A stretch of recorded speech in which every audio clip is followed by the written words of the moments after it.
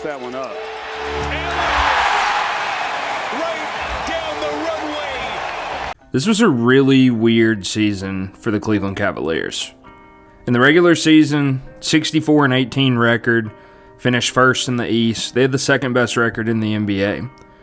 To go to the playoffs, first round against the Miami Heat, absolute massacre. 4 easy wins, had no problems winning that series. Then we go to the second round against Indiana, and everything just fell apart. Ended up getting beat in 5 games. Their shooting was awful. They did have some injuries, but watching those games, it just didn't feel like the injuries were a valid excuse for how poorly the Cavaliers were playing. And so in this video, I want to take a look at what exactly went wrong in that Pacers series, and then talk about what the Cavs are going to do next. This is an important offseason in Cleveland.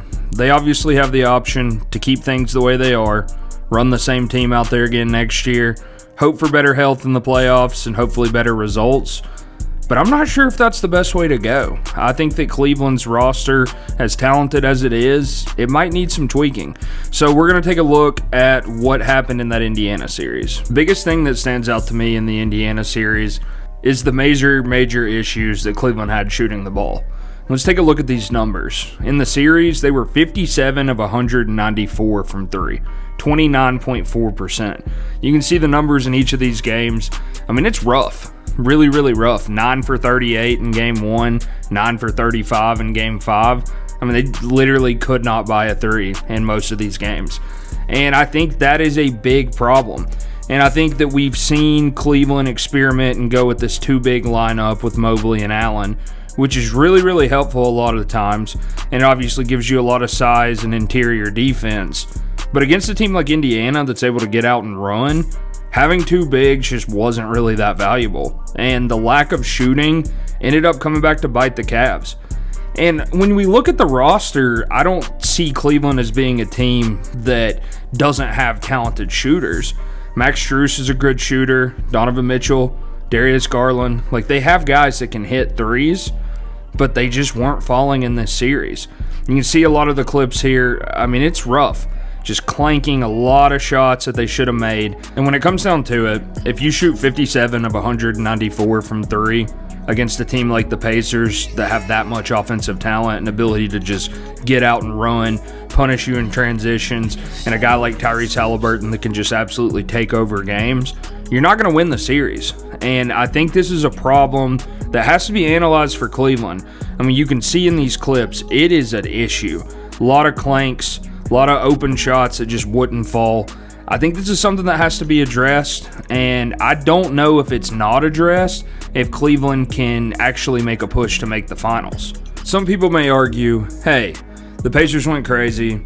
The Cavs couldn't buy a shot. It happens. You know, they just got beat. They got outplayed. What can you do? Focus on next year. You have a really good roster. Just keep it the way it is, and hopefully you'll have better results. But when we look at their contracts for next year, this is a really expensive team as it currently stands. I mean, Donovan Mitchell and Mobley are both getting $46.4 mil. Garland, $39.4. Hunter, who they traded for midway through the season, $23.4. Allen's at $20. Strus is at $15.9. Okoro, $11. Dean Wade, $6.6. This is just the top guys on the roster. A lot of money. And obviously, Cleveland has done a good job at collecting this talent and putting together a team that's going to be able to compete and going to be able to potentially win in the playoffs. But if it's not happening, is the money worth it? The way that the team is currently constructed, if all you can do is win a first-round series against a pretty subpar Bucks team, if that's the best you can get out of this roster, is it worth keeping things the same? I would make the argument that now is the time to make a move while all your guys are very valuable, make a trade, and see what happens. If we're talking about potential trades that the Cavs could make, there's really only 2 guys that I see being the type of player that is valuable enough to get a good return for, and also it would maybe make sense for this team to try to shift away from. Not saying that either of them are bad players. I think that they're both actually very good players. But as the roster is currently constructed, Jarrett Allen and Darius Garland are the 2 guys I think we have to take a look at. So first off, I messed around in the NBA trade machine for a couple hours, just testing with some different moves, and it was hard to find something that made sense for both sides in a Jarrett Allen trade. But this potential trade, there's a lot going on here. I think that it can add value for all three teams involved. So in this trade, we have the Jazz, the Cavs, and the Lakers, 3-team deal. And you would have Lauri Markkanen going from the Jazz to the Cavaliers. You have the Cavs sending Jarrett Allen to the Lakers. And then in return, Utah takes on Rui Hachimura's expiring contract, Isaac Okoro, Dean Wade, Dalton Knecht, and then they get 3 first-round picks. That's the 2026 from the Cavs, 2028 from the Cavs, and 29 from the Lakers. Now, what would Allen give the Lakers? I think we all know the Lakers tried to do a Mark Williams trade midway through the season. Didn't work at all. The health, whatever the Lakers doctors saw, they decided to veto that trade and send Mark Williams back to Charlotte. And Mark Williams looked pretty good, pretty healthy the back half of the year, so I'm not exactly sure why the Lakers vetoed that. But when we saw them in the playoffs, they clearly had a major hole at center that needs to be filled. Jarrett Allen can fill that. He can block shots. He can run the pick and roll. He would be very helpful for Austin Reeves in that element of the game. So I think Allen would be an immediate impact, very valuable add for the Lakers.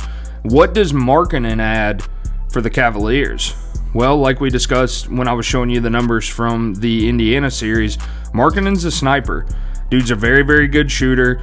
Last season was not his best. Things are very weird in Utah. They were clearly trying to tank for Cooper Flagg. Didn't end up paying off, obviously, as they landed the 5th pick in the draft. But they were trying to tank. When we look at his numbers from the 2 seasons before, this dude's right there around 40% from 3. Very good shooter, good size. And I think that it would give them the option to have that floor spacing power forward, put him out there at the 4, run Mobley at the 5. I think it gives them a completely different look on offense, and I think that would be very exciting. So this is one potential move. Obviously, this is a lot going on. Like I said, this is a lot of pieces moving around. But as far as the numbers, according to the ESPN trade machine, this will work. So what do you guys think about this one? In my opinion, it could be valuable for all three teams. If you're the Jazz, there's really no value in keeping Markkanen at this point. So trading him, taking on a couple contracts, getting a young guy that I still think is kind of exciting in Dalton Knecht to see where he's going to go with his career, and getting 3 first-round picks, it's valuable for the Jazz. The Lakers get their new starting center, and the Cavs get Lauri Markkanen, a floor spacing power forward with good size that would hopefully be able to help them address the shooting issues that ended up ending their season in the Indiana series this season. The next trade that I cooked up in the trade machine is a wild one. Very wild trade. I know when you guys see this graphic, you're going to be like, wait, what? But let's get into it and see what we think, if this would be beneficial potentially for both teams. So we have Trae Young going from the Atlanta Hawks to the Cleveland Cavaliers in exchange for Darius Garland and a 2026 first-round pick. Now, I know this is a long shot, definitely, but we've heard rumors about Atlanta potentially wanting to move on from Trae for years. Now, none of that is ever really substantiated into any kind of real trade rumors about where he would go or anything, but Atlanta's at a really interesting point right now where they finally have some other young guys that I think could develop into really good players, with Jalen Johnson and Zachary Reshape and Dyson Daniels. I mean, all 3 of those guys have been really exciting to me, and I like Onyeka Okongwu as well. I think they have a solid young core in Atlanta. Trae's a little bit older than those guys, and I think with Trae Young, you're limited to playing Trae Young's style of offense if you're the Hawks. And adding Darius Garland, who obviously is not as good of a passer as Trae Young, but he is a true point guard. He can run the offense. I think Darius Garland would add a lot of value for Atlanta and just give them a different look. I think that Garland would be able to play well with Okongwu, and I think he would be able to play well with those wings that they have. Him and Dyson Daniels next to each other would make a lot of sense, because Dyson Daniels, we all know, one of the best defensive guards in the NBA. Garland struggles on that end of the floor. So those two playing together, I think it would work. I think it would look similar to what we saw in San Antonio with Fox and Castle this year. And then at the 3, you're going to have Jalen Johnson. At the 4, Zachary Reshape. And those two guys are both really, really high potential players. Both really young. Zachary Reshape, obviously the number 1 pick in the draft last year. I liked him a lot in the draft. I think he was a little underrated, and I don't really think people talked about him much as a rookie this season. But he had a pretty good year, and I think he showed a lot of potential and showed the flashes on why he was the number 1 pick. Jalen Johnson was having a really good season before he got injured. Looked like he could have potentially been an all-star if he was able to stay healthy. So Atlanta has a core that I think fits Darius Garland, and Darius Garland could add value to that team. What does Trae Young bring to Cleveland? Trae Young brings a lot offensively. He is a really terrible defender. We know he's not going to add anything on that side of the ball, but this dude is one of the better passers in the NBA. He's an assist machine. I think that if they choose to keep the Twin Towers with Mobley and Allen, having a guy like this is going to unlock a lot offensively with those guys. Him and Donovan Mitchell will be able to play well next to each other. And Trae Young is going to be able to move the ball around, create a lot of offense, and create a lot of open shots for his teammates, which they desperately need because Donovan Mitchell, at the end of the day, is not a true point guard. And although Garland and him figured out how to play well together this year, Garland was injured, had some stuff going on there in the playoffs, but they just didn't look good as a duo in that Indiana series. It didn't look good at all.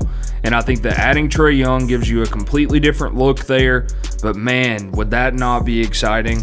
Trae Young, Donovan Mitchell, Hunter, Mobley, Allen, and Strus.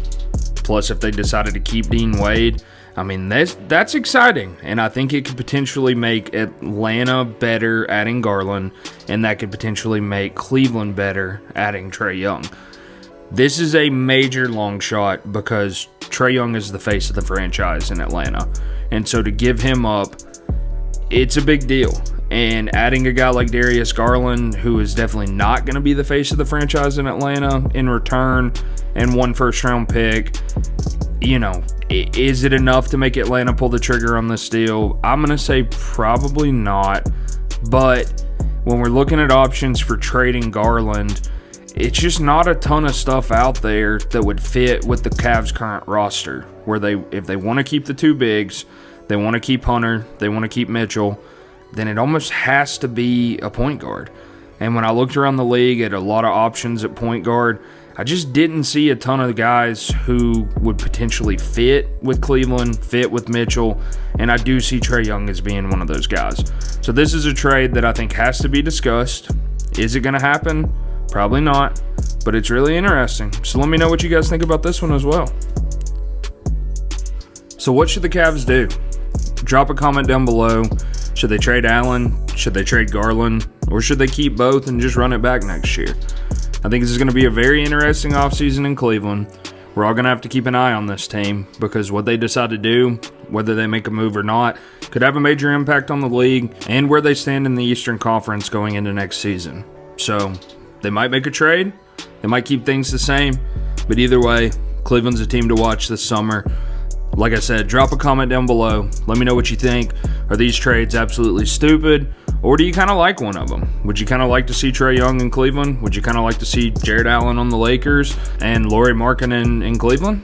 I don't know. I would kind of like to see what that would look like with either of those trades.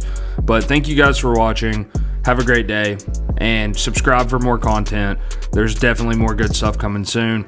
A lot of draft stuff to cover over this next month till we hit the draft. So go ahead and hit the subscribe button. Come back for more content coming soon. Appreciate you guys.